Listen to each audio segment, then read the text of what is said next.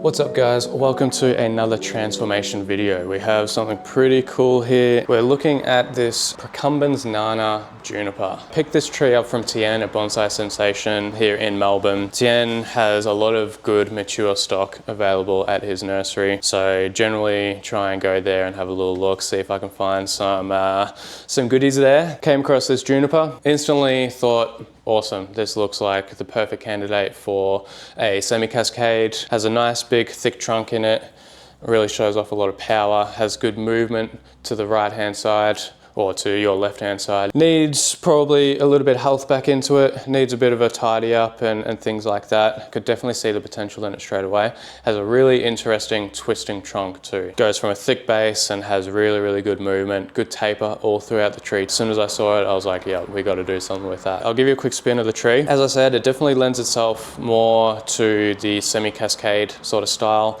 Maybe a little bit heavier to a cascade if we got it on a really sort of hectic angle. However, I think in terms of keeping it a semi-cascade, could maybe go like a slight angle over. Wouldn't need much to get it into that semi-cascade. I'm going to walk you through some of the details of the tree, some of the flaws that it has, also some of the really good qualities that the tree has. We're looking at some sort of semi-cascade. However, if you have a look in here, it has really nice movement all the way through up into this section. If we disregarded this, nice big chunky trunk and base on it, moves really nicely up through the tree. And then we get to this really big bend here. Over time, we're gonna end up with some sort of inverse taper here because we have two really large branches coming out of exactly the same position. It bifurcates as soon as it exits the trunk, and those branches, while suiting the semi-cascade style, aren't exactly ideal. Everything apart from this section right here, in terms of taper, movement, is really good. The tree lends itself to coming up on the opposite angle to the semi-cascade that we were originally thinking. On this slight angle, the base is almost perfect. Now, I haven't dug too much in the Nabari, and we'll go through that in the video and find out exactly how the base looks underneath the soil. It's a pretty tight, compact root ball, so it will take a little bit of finessing to work that out and find the perfect sort of position of the trunk. We have some heavy branches out the back here as well. We also have some good sort of deadwood and gins in here and around the back as well. There's another one out the back, which are kind of hidden at the moment. We want to try and accentuate those highlights and characteristics of the tree itself. So in saying all of this, while I was drawn instantly to the semi-cascade style when I purchased this tree, the more I look at it, I've spoken with Jeff and a few other people as well, and the idea now is to potentially remove this whole side of the tree and almost turn it into like a really compact, I guess it would almost be Shohin size, maybe a little bit bigger than Shohin, something that's very heavily asymmetrical. Whereas if we were to keep this, we might have to take some out of this side and just sort of balance the overall asymmetry of the tree. So what I'm gonna do is to help visualize without this section, because you're probably thinking, oh, God, no, don't do that. Like, it looks great how it is, and I agree, it looks really good how it is, but let me just cover up sections of the tree so you can visualize what I mean a little bit easier. Bit of an angle change on it as well. My idea and plan is to have some sort of styling like this. We'll get it into a really nice shallow pot. Maybe something circular. I have some options out the back here. The decision has to be made as to whether to keep a semi-cascade or to turn it into something very compact, very asymmetrical, really highlighting the movement in the tree. Without that there as well, we have some deadwood and shari in the base of the trunk here. The actual vein that these sections were connected to has already died off when these were removed. So my thought process is, okay, well, we can start to bring that shari up into this thick section of where the semi-cascade started, and those two branches that were a little bit of an issue aesthetically, drawing a lot of energy out onto the semi-cascade branching, but that bifurcation, that instant bifurcation and thick branching there, almost create a really heavy deadwood and gin section on this side of the tree and keep this all nice and healthy on the other side. So we have that asymmetry of life and death, as well as aesthetically we have that asymmetry. I'm going to remove this again so you get the visual of it as a semi-cascade as well. I don't know if you can already tell, but I'm leaning heavily towards removing this side of the tree. I think overall we're going to end up with a much better tree. Yes, it's going to be smaller. Visually, there's less on it, but I think overall it's going to be a much more interesting tree. When we're working with deadwood like this as well, we don't want to cut straight back. Start off just removing some sections, just gradually removing the foliage. And we still have some work to do in removing some other sections of the tree, potentially this back branch out here, which if I spin it around, this one out here, it's quite heavy, quite strong. From the front, coming out of basically the same area, you have one large thick branch and then another one coming out from basically the same position on this bend. So that's another decision that we have to make, but we don't need to do that right now. What I am going to do though is start working the shari. I'll bring it in pretty close for this. So we're just going to start working our way through this. Most of this branching isn't going to stay quite as long as it currently is, but you're better off creating the gin and getting rid of all the bark first, peeling it all back, working out what we have to work with, and then we can make the decisions of shortening the deadwood later. I mean, if you really wanted to, you can wait until following years, following seasons to make those decisions. We'll let the tree fill out, and you know, the tree and the foliage might start overtaking some of the deadwood if it was a lot shorter. Depends on the overall development and style of the tree that you're looking for. What I'm using is just our gin pliers.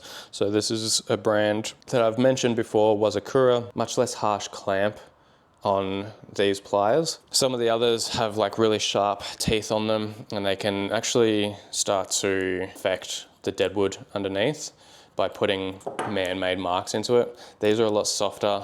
They still do exactly the same job of separating the living tissue from the deadwood, but they're just a little bit softer. So they're not gonna mark the wood that's underneath like with sharp teeth marks. I think in the long-term design of this tree, I'd love to scrub all the bark off and bring out that red color in the tree that junipers are known for. Yes, it's always nice to have a little bit of bark on the tree, particularly with your pines and things like that, but generally with things like junipers, by removing that bark, you're actually bringing out a really nice red contrast in color to particularly the deadwood and the green foliage. When I'm working on transformation like this, I have a general sense of the design pretty quickly. So it's not something I'm making a rash decision on, so to speak. I have thought about it quite a lot, and I've got the initial design in my head, which I sort of went through at the beginning of the video. But in terms of exactly how it's going to look, I don't really know until I start getting some wire on it. I start making some choices about foliage placement, pad placement, keeping or removing some branches that are still here. As I'm removing this bark, just have a look at the branch structure. This has been developed for bonsai, but not to the extent and refinement that we would if we were keeping this in a bonsai pot. This is just being sold as nursery stock, so you can't expect the same sort of level of development and decision making on something like this. By looking at the branch structure, you can see it's pretty funky. I mean, we have the two large branches that I mentioned that bifurcate out of the same area in the trunk.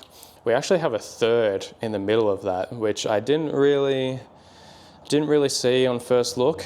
You also have another fourth one that's slowly coming out, all in the same area. Ideally, we'd have maybe one of these, and then it would start to bifurcate, and then we get more bifurcation and ramification as we work our way down. But we have so many branches coming out of the one spot that even if we were to keep this whole semi-cascade, it's never going to really be of a high quality. I think it's all a little bit too messy when we have such a nice tree without that there. So now that I've gone through and cleaned all the deadwood, we need to make some decisions about shortening and getting rid of any awkward pieces in it. I think we're probably best to take half of this sort of excess deadwood out of it. We can do this either with our branch cutters. Sometimes that helps just to break it a little bit easier. We can use our ginning pliers to do the same thing. Generally, with breaking deadwood, we want to go on a downward angle. We don't want to go upwards, because if it was to die off and break off naturally, then it's going to be on a downward angle. On some thicker bits, it is a little bit easier to use your branch cutters. Just finding the right spot to do it. Start just peeling it back, letting the natural grain of the timber do it. I'm going to get rid of this piece here as well, at least to there. I don't think we'll keep that long term, but just in case we do end up using it. By letting it naturally peel away as well, we get some good striation, different levels and textures in the deadwood. So you can sort of see the difference of this. It's what we sometimes refer to as like fiber pulling. So we'll grab a piece of fiber and just pull that until it sort of breaks off naturally, rather than, you know, getting our scissors or branch cutters to actually make the cut. You can see the difference between these two here is that this looks really quite natural, different fibers and different textures, whereas this is quite smooth. Similar sort of thing with both of these as well. We'll probably start around here. Sometimes if it doesn't want to just pull by itself, we can roll it over with pliers so it has some tension against it. If you're unsure of exactly sort of where you want it to end, if you have two big sections that wanted to almost peel in the middle, then just cut those into smaller sections, similar to what I have here. We have 4 sections rather than the 2 big sort of areas that we can pull on. And we can just start gradually pulling the smaller pieces. That way we're not peeling it back to a whole half straight down the middle and we end up with a useless gin. Even if we're just grabbing small amounts of fibers, sometimes we'll be able to pull it just with our fingers. If it's a little bit thicker or chunkier, we might need to get our pliers out. We want this to be bigger than this section here. It's thicker, so it's obviously going to be a bigger branch. Just aesthetically, in terms of tapering and balance of both deadwood and the tree itself, this needs to be that little bit shorter. This one really needs to be back in line with something like this. So we can take off that whole area here. You can see that this is still relatively heavy. It looks a bit awkward. Doesn't sort of follow the shape and the movement in here. Although it looks nice that it's nice big chunky bit of deadwood. In reality, if this was to die off naturally, you can almost guarantee that it's going to be snapping right at the top of this turn, because that's where all the pressure is going to be on the branch. And that big turn, you can have all the foliage down low here. So all of the pressure is that it's going to be cracking right at the top of that turn. I think something like that works for now. We can have a little play with it once we sort of design the rest of the tree and see what actually is going to work. We'll have a little dig into the nabari as well, because that can sometimes dictate exactly what's going to happen on the planting angle. Big base root coming out of here, and hopefully we have some sort of flare on the other side to balance that out. It looks like we might have something there, or maybe a few smaller ones. I'm not going to be doing too much root work just yet. I'm just scoping out what the nabari is like. This section right here is going to be awesome for that angle change. Really grounds it and is on that same sort of plane. So we do have to dig out this side a little bit more. Tin and the team at Bonsai Sensation do a great job of developing these as stock. It's a good option for those of you that may be a little bit more advanced in terms of your techniques, or perhaps you want to work on something that's a little bit more mature, but you don't want to spend the same sort of money if it was, you know, refined and placed into a nice bonsai pot. So we've uncovered a majority of the nabari. We got that extra flare on the left hand side, which is going to be perfect for when we pot it up. We can still uncover a little bit more of that once we actually get to the repotting, but for now I just wanted to see the flare and to see exactly how it was going to look if we were to plant it on that angle. We'll start to wire some of these branches in place, maybe make a couple of decisions on these back branches. I said I was going to go and wire things, and instead I spent the whole day working on the shari on this tree. I realized that before wiring anything, I was going to put some pretty heavy shari and deadwood work onto this tree.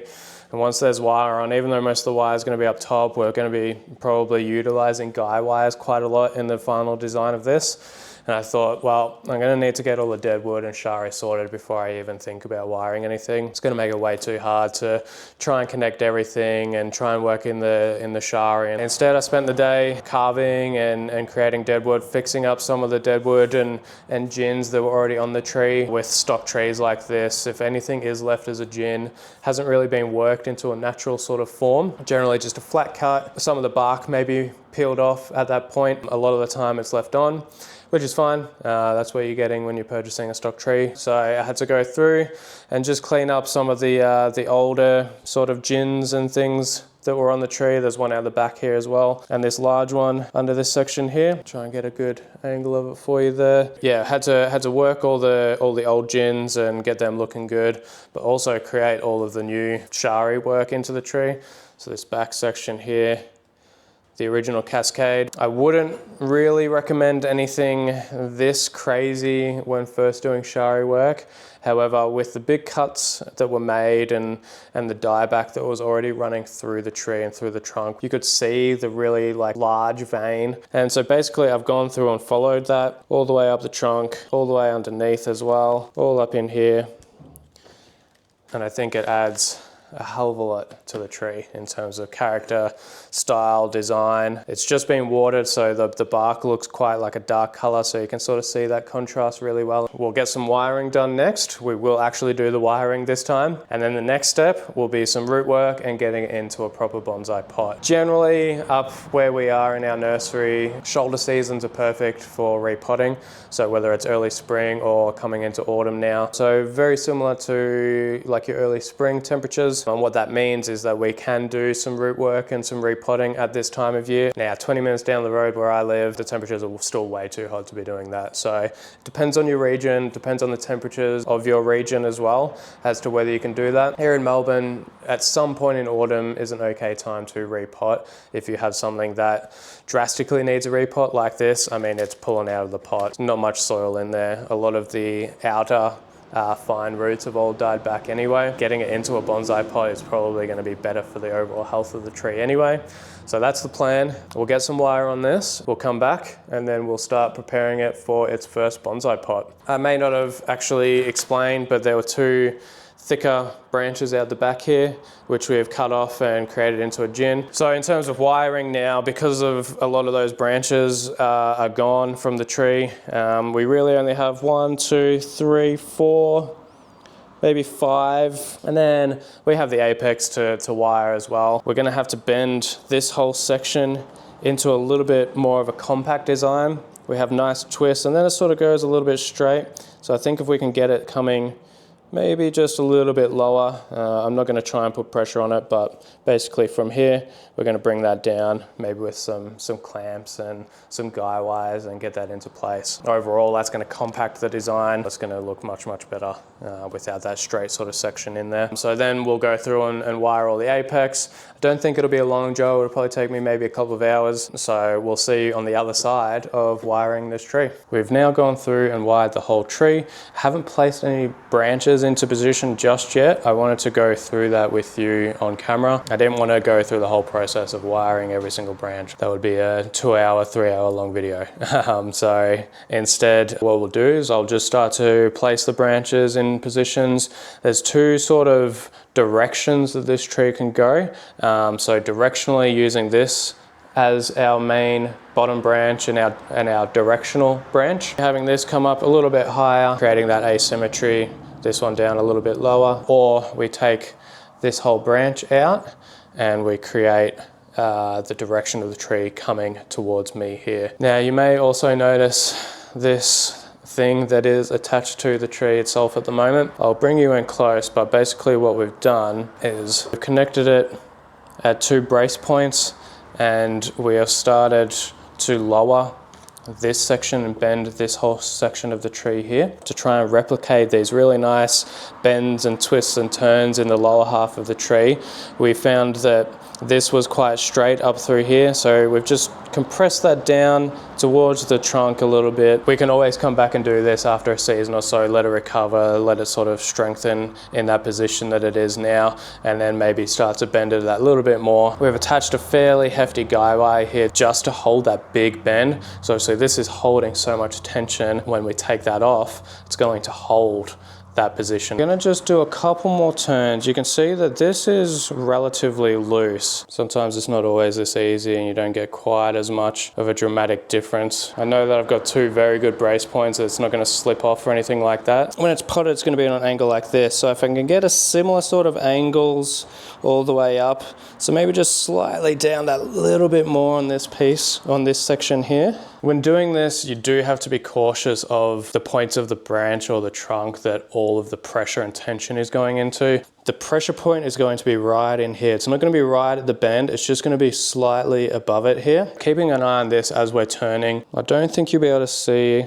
exactly how much it's moving. I think this is going to be enough. Now we'll just grab our guy wire and make sure that that's nice and tight. Place a little bit of tubing just to protect the area of the trunk there against the wire. I think that's going to hold it now.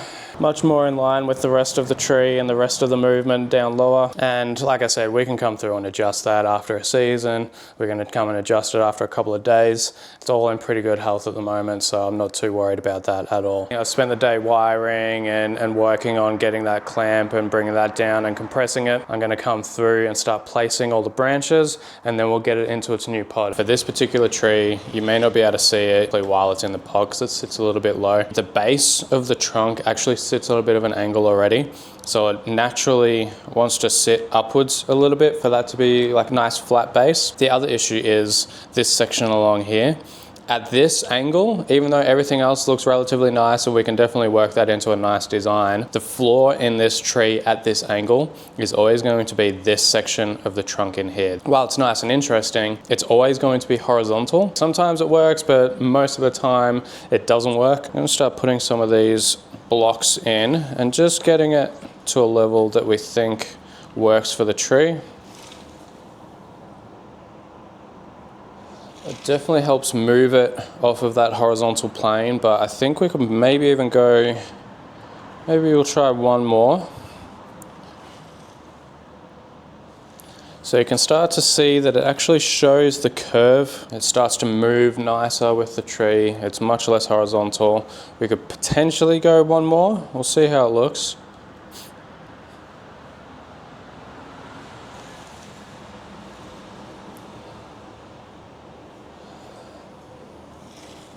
So I think that's the angle that we need to get it at. We may not exactly get it right at this angle this time that we repot. It may take a little bit of time for that to settle in before we can then start to take a little bit more out of this side of the root ball. So it may just be that we have to go to this level, and then the next time we do it, we'll go up into this level here. So I'm going to leave it here as the final sort of design, and then start making some decisions on directionality of the tree and how much to compress and what to keep and what to get rid of.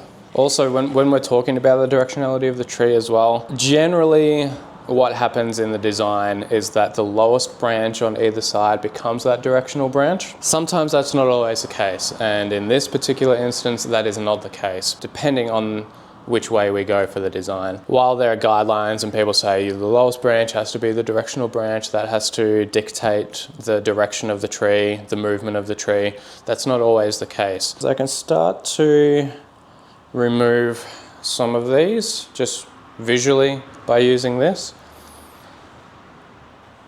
And then we could possibly bring this down. All right, so you've seen that side without, and remember the branches and everything aren't in their final positions. So it will be adjusted slightly and it'll make more sense no matter what direction we go in, but just as a general aesthetic, we'll just look at it like this for now.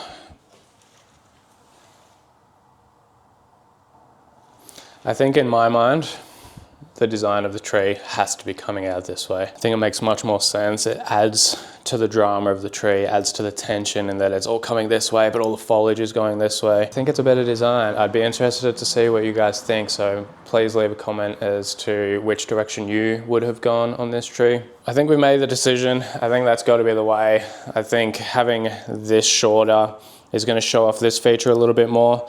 This is sort of covering the gin and the deadwood down here, but we can move that into a higher position and cut it back a little bit to do growth that's further back on the branch and compact it all. So I think that's definitely going to be a much better design. Let's go ahead and start moving things and making some cuts. So first things first, we get rid of this.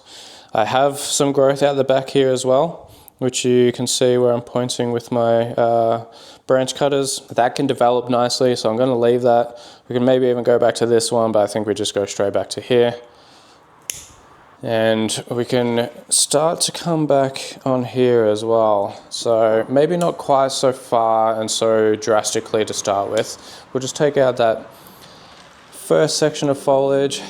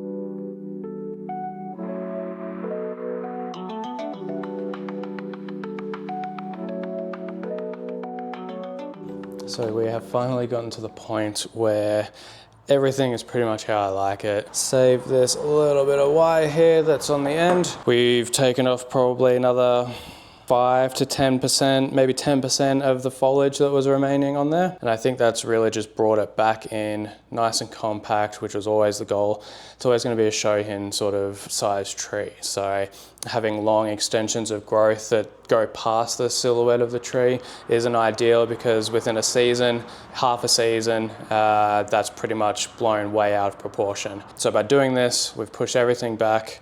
We've got plenty of branches to work with, lots of new sort of buds that are further back into the silhouette as well. So that's going to be really what we're trying to promote in the future, is that those buds and bits of foliage back in tighter to the tree. We can start to develop them, and then they can replace all of the foliage on the outside. The apex looks a little bit funky at the moment as well. We've taken a fair bit out of that, but that shouldn't take too long to just fill out. It's going to take a little bit of developing, which I'm okay with. We're doing the work now anyway, so I don't expect a fully finished tree from nursery stock into a bonsai pot. It depends on how well it recovers, how quickly it recovers in this repot, but I would say at least by probably summertime next year, that apex is going to be nice and full, and you won't even know that it was empty 6 months earlier. So I'll give you a quick little spin of exactly how the tree looks.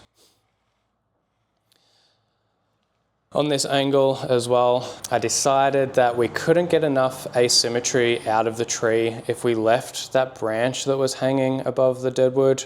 You know, the branch that we originally couldn't decide whether that was going to be the directional branch or not. It turns out that we have so much branching, and good branching, up a little bit higher that can fill in that space. We could pretty much just cut that off. This branching structure above it could fill that space really easy. Even if we pushed it out to the back, I tried sort of seeing how it looked just floating out the back, and it just looked really long and kind of awkward, and it was sort of like the branch that never should have been there. So I'd made the decision to get rid of that. We get a much more dramatic design, shows off this deadwood a lot more as well, which is always a nice feature to have. So I think it's looking pretty good, and now it's pretty much just time to get it into a pot. So I'm going to start working the root ball, and then we'll go through some different options of pots in terms of sizing, shapes. And I have a selection out here ready to go. So we'll see how the tree looks. We'll place them sort of in each pot and see which direction we take on the pot. But I have a couple in mind that I'm pretty keen to see how it looks in there, so we'll start working on this root ball, and we'll see how we go.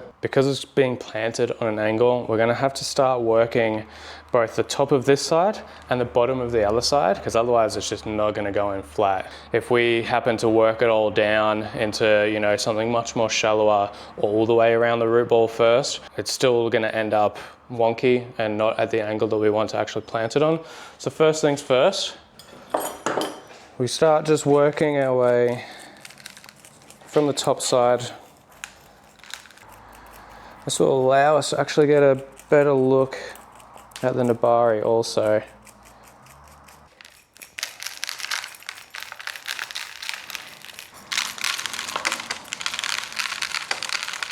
We can start cutting back to the roots that are still alive, because a lot of these have died back.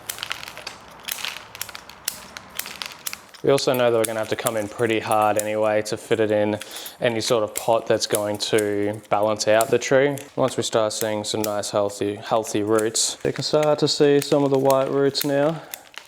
And white obviously means good when we're talking about health of roots. If they're black, it means they're dead or rotted. We have our root ball worked back now, so you can see it's significantly smaller than it was. For instance, if we were to put that back in here, it is much smaller. So now we have the decisions on pots. I'm gonna put a few different pots up against the tree now and just see maybe what you guys would prefer, and feel free to leave a comment down below if you preferred any sort of pot over the one that maybe got picked. This is sort of one option. It's more of a cascade or semi-cascade style pot, but it's more for the shape and the feel of it. Now, if we were to put that in there, it looks quite good, but you'll sort of see that it's a little bit too small. I don't particularly love the color for this pot. I think it needs to be like a darker clay, either reddy or like a dark brown or a black clay, just for this particular tree. I generally like my conifers to be in a darker clay pot. You won't see many of mine in a lighter clay, even like the orange or the paler browns. Other options we have, so this is a pot made by Rod, who works under the name Underwood Stoneware. So this is actually one of my favorite Australian ceramicists, and this is one of his pots here. Could look quite interesting in this actually. I think that's actually quite a nice pot. Again, I would like it to be a little bit darker, but I don't mind the size and the shape. I think a circular pot suits this tree really quite well. It is probably a little bit too shallow to work with in this instance though. We'd really have to work that down even a little bit more than it already has to try and get it in, unless we were to mount it upwards a little bit, but I don't particularly want to do that if we don't have to. Other options we have are these Nanban style pots, typically not suited towards a tree like this. However, this does, again, look quite good. I actually quite like it in that. It has a little bit more room to move and is a darker clay, so I quite like that. That's definitely on the cards as a preferred option at the moment. The next one we have is another Nanban style, but a little bit more open style, so it flares at the top. I think this is quite nice too, but I think it's a little bit too flared at the top for my liking. It sort of takes away from the power and the strength of the tree. Another option we do have is this red one. I purchased this for this tree because I thought that it would actually suit the tree the most. So let's see what it actually looks like in there. We get a bit more depth out of this one. If this was like a circular pot at this depth and maybe this size, I think this really looks nice. We're still gonna have to go on a bit of an angle. So it's gonna be pretty much sitting in that position there. That's probably our #1 pot for this tree. Gives us a little bit more depth and a little bit more room. So you can see on the inside there, maybe if I turn this around a little bit, you might be able to see a bit easier, but we actually still have quite a lot of room to add new soil into it, whereas some of the others we may not have all that room. And going from such a big pot into a smaller pot, we want to try and get as much new soil and good soil in there as we possibly can. I'm going to leave these two up here, and I might even bring Jeff in and just see what his thoughts are. It's always good to get some different ideas and other people's thoughts and a second opinion. So I'm going to bring him in and we'll see what he says as well. So that's in that with slight tilt like that, which I think looks good. Looks good. Yeah. And there's that.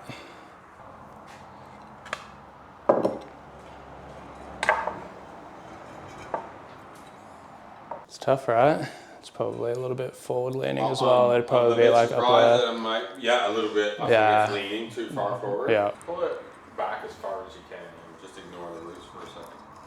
Like, I mean, tilted. Like it can go even more, but No. I think around there maybe. Man, I came up thinking I would say no. Yeah. And I'm a little bit like, no, I'm surprised. I think I kind of like that. Yeah, and that tilt both sort of back and over. And yeah, up a bit. Yeah, like that. It's got to be like that. Yeah. It's whatever it takes to do. I don't mean beat the shit out of the roots, but it's more important that it sits in it like that. Yeah. And that looks pretty sick, man. Yeah. I think I'd go with that. Yeah. Yeah. No. Which I'm surprised. And it sort of works that it's sitting pretty much right in the center as well. Yeah. I don't have to push it too far. Yeah. You know, I can maybe go over there, but I think Just a little to the right center, yeah. like there. Like that. And look, man, that's a great first potting, really, you know. Yeah. See how it goes, see how it develops. I think there's gonna be lots of different options Yeah. in the future. Yeah, it just gives me a bit more room to get some good soil in there and let it recover in that. And start working the canopy Yeah. how you want it to. Yeah. Where, you know, there could be more, a little more here, a little less there. Yeah. And allow the showery work to settle in. Future could be a little bit different, but that's a real win. Yeah. That's important, that tilt. Yeah. It makes sense of the trunk when you're doing that. Yeah. You got to avoid that it looking like coming 90 out of the ground. Yeah. Because and then everything starts to work when you do. Yeah, do that, dude. Yeah. Oh, I think we're going with this now, which means I'm just going to have to, because we're going to tilt it backwards, I'm going to just tease this out a little bit more. You can see that we still have plenty of fibrous roots all the way around here. It's really now just about trying to get this angle right. Alrighty, so now we'll start prepping this pot here. I think it'll sit in there nicely now. Yeah, I think that'll be good. So a little bit about this pot. This is a Japanese pot from Tokonami. I sourced this from Elaine at Bonsai Island, who, if you're in Melbourne or even in Australia, I'm sure you would have met or heard Elaine. She deals with a lot of Japanese and international pots and has really, really good stock. So if you ever need something in particular, definitely hit her up because she'll be able to help you. Her knowledge on pots and ceramicists and makers, particularly in Japan, is very, very high. So make sure you check her out. So I've got my mix here. I've mixed up quite a lot, obviously. It's going to be more than we need for this particular repotting, but it's always good. It's always good if you're mixing some up to mix up more than you actually need. So I'm going to put in my initial layer first, and then just mount it up a little bit on the side that we want to correct that angle. So we're going to, instead of flat, we're going to raise it up a little bit. So I'll put a little bit more on this side here.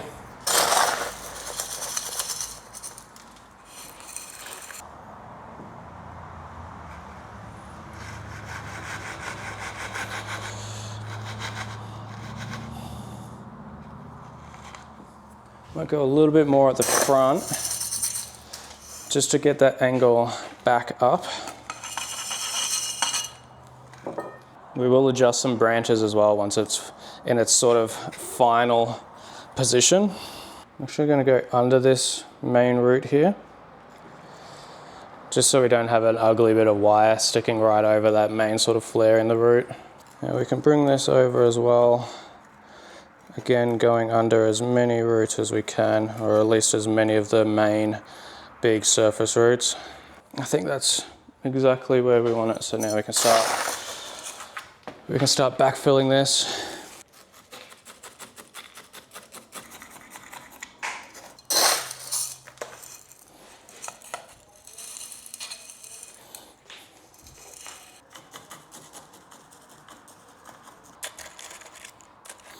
So it's a little bit tight at the front and back, which is sometimes to be expected if we're going from something round into something rectangular. Obviously, the longer sides are going to be, or sorry, the shorter sides are going to have much more room on it, whereas we're going to have to come in a little bit tighter on the front and back. So we just have to make sure that we are getting new soil down in those positions, because it's easy just to sort of start chopsticking and go a little bit easy on there, but we actually really need to get in there, make sure that's actually falling into place. This will be our last chopstick and last amount of soil that we put in. Clean up any surfaces that are still sticking out. Yeah, it looked quite nice. I was like, oh, if this was a dark clay, I'd probably put it in that. I don't know, it's a little bit up to you. It's only going to get slightly fuller and stronger and probably even a little bit bigger. Yeah. As well. That's why I'm saying I think by the time that happens, a pot 20% bigger than that is not going to look overpowered. Yeah. So what I'm putting on now is a mix of sphagnum and just like old moss, just regular moss. Mix those two up just so that it's got some sort of regular moss to turn itself into. It just speeds up the process a little bit. It looks a little bit more natural in color when you put this on as well. It's not that stark yellow that the sphagnum moss is. So it helps just darken that up a little bit. Going pretty heavy with this as well. Now the reason we put it on like this is that because we're using an inorganic soil, you know, we don't have a lot of fine particles in this. As soon as water touches this moss, it almost just like locks everything in place on top. It's like it activates like a natural sort of glue. I'm putting a little bit more on just to make sure that we're all good. A little bit more out the front here. So this is the final design of the tree. So we've gone from something leaning more towards semi-cascade into something that is much more compact, an informal upright sort of style, very asymmetrical, and gives it a lot of drama and shows off the size of that trunk really nicely. I'm super happy with this, and I'm excited to just let this canopy really develop and fill out and get nice and full and strong, and then maybe look at some different pots down the track. Maybe something circular, I think in the long term would be fantastic for this style and design of tree. However, I still think it looks pretty good in this one. Maybe a little bit more of an angle on the next repot as well, but with all things in bonsai, we've got to take things a little bit slower than just doing all the crazy work to it and getting it in just to make it look good. We also have to be conscious of the health of the tree, and we went pretty hard on the roots this time. So I'm gonna go ahead and water this.